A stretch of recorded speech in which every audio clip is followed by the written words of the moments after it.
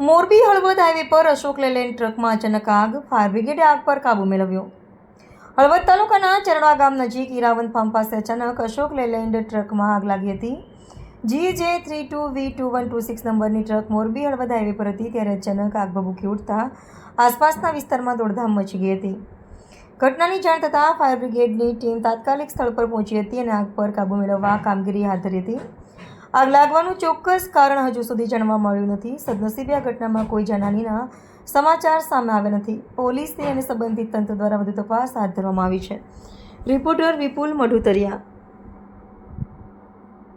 નમસ્કાર મિત્રો, હું છું આપની સાથે વિપુલ મઢુતરિયા. બનાવની વાત કરવા જઈએ તો હળવદ અને ચરાડવા ગામ આવેલું છે તેના વચ્ચે હીરાવન ફાર્મ આવેલું છે. તે 7 વાગ્યાની સમયે અશોક લેલેન્ડ ગાડીમાં કોઈ કારણોસર આગ લાગી હતી અને કલિન્ડરના ડ્રાઈવર કોઈ હાજર નથી, પણ કોઈ અન્ય માણસે ફાયર બ્રિગેડને ફોન કરી હતી અને ફાયર બ્રિગેડ આવીને આગ પર કાબુ કરી હતી. તમે જોઈ શકો છો, હાલ હળવદ ફાયર બ્રિગેડ આગ કાબુ કરી છે.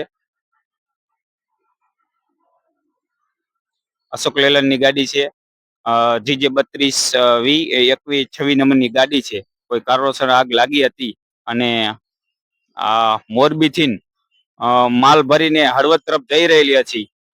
હવે ક્યાં જઈ રહી હતી અને ક્યાંનું લોડિંગ હતું એ નથી ખબર, પણ હાલ તો જે ગાડીમાં માલ હતો એ બળીને ખાક થઈ ગયેલો છે. તમે જોઈ શકો છો. હાલ સાહેબ ફાયર બ્રિગેડના સાહેબે જણાવ્યું છે કે અમને અન્ય કોઈ લોકલ માણસે ફોન કર્યો હતો અને ડ્રાઈવર કે કલેન્ડર કોઈ હાજર ન હોવાથી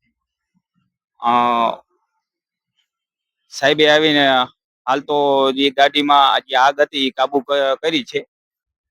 અને કેની ગાડી છે ને શું કે હવે પછી ખબર પડશે. તમે જોઈ શકો છો હળવદ અને આ હીરાવન ફાર્મ છે અને આ બાજુ છે ચરાડવા. અને આ ગાડીમાં આગ લાગી છે.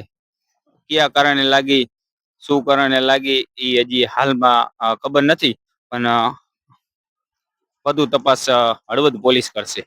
નમસ્કાર.